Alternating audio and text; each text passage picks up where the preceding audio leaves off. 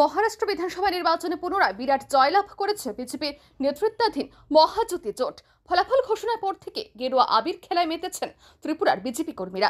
এদিন সন্ধ্যায় প্রদেশ বিজেপির কার্যালয়ের বাইরে মুখ্যমন্ত্রী প্রফেসর ডক্টর মানিক সাহা এবং মন্ত্রী টিঙ্কু রায় সহ মহিলা মোর্চা এবং যুব মোর্চার কর্মীরা আবির খেলায় মেতে উঠেছেন।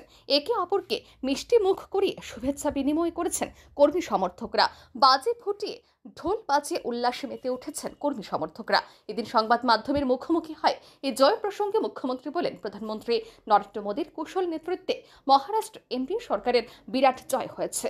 কিছুদিন আগেও প্রধানমন্ত্রী নরেন্দ্র মোদীর নেতৃত্বে মধ্যপ্রদেশ, ছত্তিশগড়, রাজস্থান এই তিন রাজ্যে বিজেপি বিপুল ভোটের ব্যবধানে জয়ী হয়েছে। বিভিন্ন রাজ্যে নরেন্দ্র মোদীর নেতৃত্বে বিকাশের ভিত্তিতে যেভাবে কাজ হচ্ছে তারই প্রতিফলন এই নির্বাচনের ফলাফল।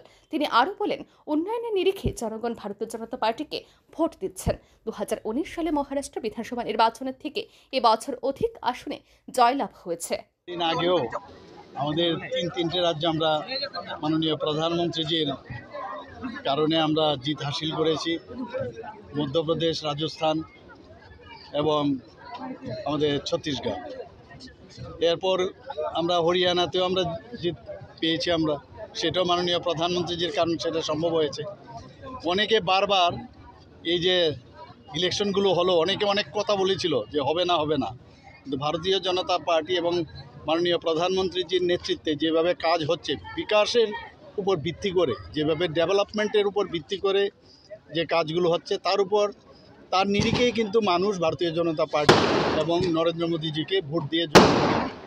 এবং আজকে এবার মহারাষ্ট্রে এত বড় জিত, 2019-এর থেকেও বেশি আসনে আমরা জয়ী লাভ করেছি। আমি কী বলবো যে এত সুন্দর জয়, এবং মহারাষ্ট্রের জয় নিয়েও কিন্তু অনেকে অনেক কথা বলেছে, নিন্দুকেরা অনেক কথা বলেছে, কিন্তু আপনারা দেখছেন মানুষের কৃষকদের নিয়ে কথা বলেছে, বিভিন্ন এন্টি ইনকামেন্সির ফ্যাক্টর নিয়ে কথা বলেছে। সমস্ত ইস্যুকে এক সাইডে ঠেলে দিয়ে মানুষ ভারতীয় জনতা পার্টিকে এবং এনডিএ সরকারকে সেখানে আবার প্রতিষ্ঠিত করেছে। এবং এই জয় মাননীয় প্রধানমন্ত্রীজির জয়, এবং ওনার কারণে এটা সম্ভব হয়েছে। এবং মহারাষ্ট্রের সমস্ত মানুষের, এবং আমি ত্রিপুরাবাসীর পক্ষ থেকে, ত্রিপুরা সরকারের তরফ থেকে, আমাদের ত্রিপুরা প্রদেশ বিজেপির পক্ষ থেকে আমি মাননীয় প্রধানমন্ত্রীজিকে আমি ধন্যবাদ দেব এবং ওনাকে শুভেচ্ছা জানাবো, এবং সমস্ত মহারাষ্ট্রবাসীকে আমি ওনাদেরকে শুভেচ্ছা জানাবো।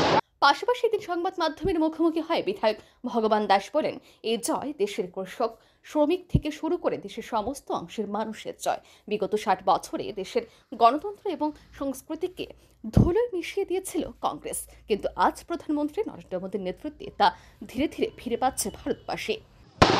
আমি বলবো, এই জয় শুধুমাত্র ভারতীয় জনতা পার্টির জয় নয়, এই জয় সমগ্র ভারতবর্ষের জয়। এই জয় রাষ্ট্রবাদের জয়, এই জয় হিন্দুত্বের জয়, এই জয় এই রাজ্যের, এই দেশের কৃষক, শ্রমিক, যুবা, মহিলা, ব্যবসায়ী, কর্মচারী সকল অংশের মানুষের জয়, যারা বিগত 60 বৎসরে এই দেশের গণতন্ত্র এবং সংস্কৃতিকে ধূলিসাৎ করে দিয়েছিল। আজকে সেটা ধীরে ধীরে মাননীয় প্রধানমন্ত্রী নরেন্দ্র মোদীজির নেতৃত্বে, অমিত ভাই শাহ এবং জেপি নাড্ডাজির নেতৃত্বে আবার আমাদের সেই হারিয়ে যাওয়া সংস্কৃতি এবং ভারতবর্ষের ঐতিহ্য আমরা ফিরে পেতে চলেছি। সেটা প্রমাণ করে দিয়েছে এই মহারাষ্ট্রের বিধানসভা নির্বাচনের ফলাফলে।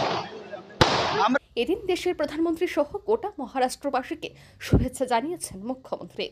ব্যুরো রিপোর্ট, আর নিউজ।